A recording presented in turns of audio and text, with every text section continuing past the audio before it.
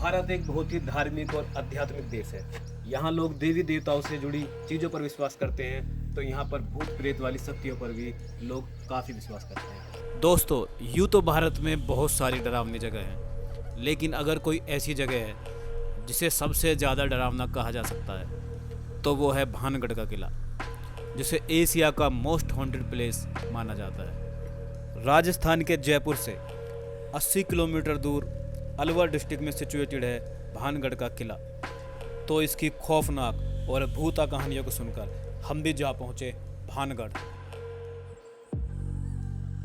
राजस्थान में मौजूद इस 500 साल पुराने किले का लोगों में कुछ ऐसा खौफ है कि लोग यहाँ दिन में भी जाने से कतराते हैं। और यहाँ तक कि कहा जाता है कि रात के समय भी जो कोई भी इस किले में रुकता है वह कभी जिंदा लौट कर नहीं आता। इसीलिए सरकार ने खुद बोर्ड लगाकर उस पर लिखा हुआ है कि भानगढ़ में सूर्योदय से पहले एवं सूर्यास्त के बाद किसी का भी प्रवेश वर्जित है। और दोस्तों, दहशत का आलम तो यह है कि रिजर्व्ड एरिया घोषित किए जाने के बाद भी आर्कियोलॉजिकल सर्वे ऑफ इंडिया ने डर की वजह से आज तक यहाँ अपना ऑफिस नहीं बनाया है। तो फिर भानगढ़ के किले का इतिहास क्या है और आखिर क्यों आज इसे इतना ज़्यादा खौफनाक और भूता माना जाता है, ये सब हम हमारी आज की इस वीडियो में आपको बताने वाले हैं। भानगढ़ किले में जब आप एंट्री करते हैं तो रास्ते के दोनों तरफ आपको किसी पुराने बाजार के खंडहर दिखाई देंगे, जिससे पता चलता है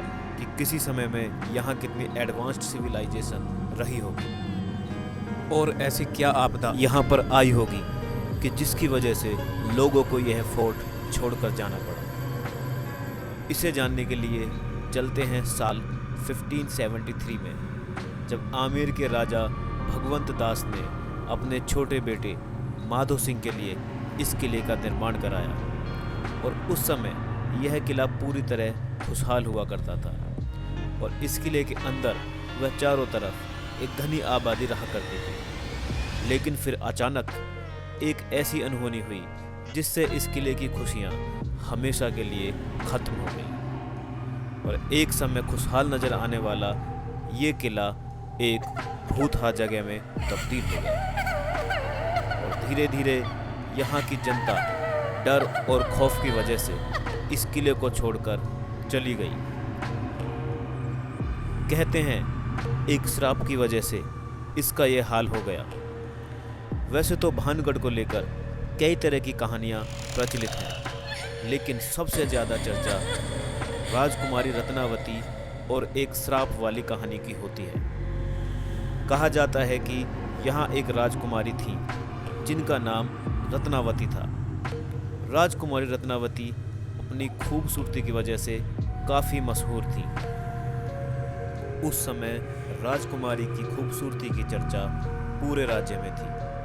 कई राज्यों से रत्नावती के लिए विवाह के प्रस्ताव आ रहे थे। उसी दौरान वह एक बार किले से अपनी सखियों के साथ बाजार में निकले।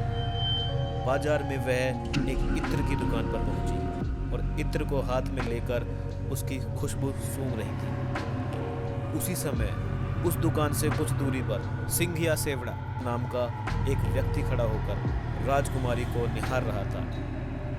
सिंघिया उसी राज्य का रहने वाला था और वह काले जादू में महारथी था। कथित रूप से राजकुमारी के रूप को देखकर तांत्रिक मोहित हो गया और राजकुमारी से प्रेम करने लग गया और राजकुमारी को हासिल करने के बारे में सोचने लगा। लेकिन रत्नावती ने कभी उसको पलटकर नहीं देखा। जिस दुकान से राजकुमारी के लिए इत्र जाता था, उसने उस दुकान में जाकर रत्नावती को भेजे जाने वाले इस इत्र की बोतल पर काला जादू कर उस पर वशीकरण मंत्र का प्रयोग किया। जब राजकुमारी को सच्चाई का पता चला तो उसने वो इत्र की शीशी रास्ते में पड़े हुए विशाल आकार के पत्थर पर दे मारी। पत्थर पर पड़ते ही वह शीशी टूट गई और सारा इत्र उस पत्थर पर बिखर गया।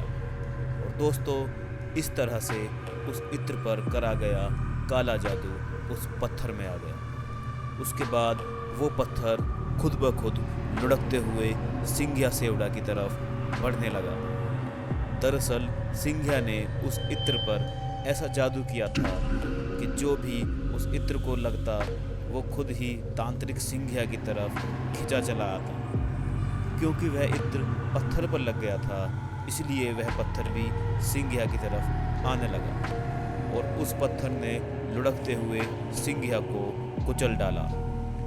वहीं कुछ लोगों का कहना है कि राजकुमारी रत्नावती ने अपने सेनापति को आदेश दिया कि सिंघिया को पत्थरों से कुचलवाकर मरवा दिया जाए, लेकिन मरने से पहले सिंघिया सेवड़ा ने यह श्राप दे दिया कि राजकुमारी समेत इस किले में रहने वाले सभी लोग जल्द ही एक दर्दनाक मौत मरेंगे और उनकी आत्माएं हमेशा के लिए इस किले में भटकती रहेंगी। इस हादसे के कुछ ही समय बाद भानगढ़ और उसके करीबी राज्य अजबगढ़ के बीच में एक युद्ध छिड़ गया। और दोस्तों, अजबगढ़ की सेना बहुत ही शक्तिशाली थी और अजबगढ़ की सेना भानगढ़ के किले में घुस गई और किले में मौजूद पुरुष, महिला और यहाँ तक कि बच्चों को भी मौत के घाट उतार दिया, जिसमें कि राजकुमारी रत्नावती भी नहीं बच पाई। और दोस्तों, लोगों का कहना है कि इस खतरनाक कत्लेआम के बाद से ही यह किला श्रापित हो गया और उस नरसंहार में मारे गए मासूम लोगों की आत्माएं इस किले में ही भटकने लगी।